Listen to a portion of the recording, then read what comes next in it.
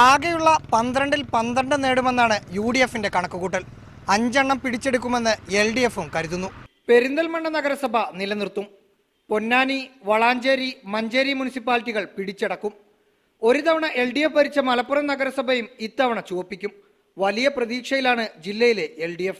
95-ലാണ് ഇവിടെ LDF മലപ്പുറം നഗരസഭ ഭരിച്ചത്.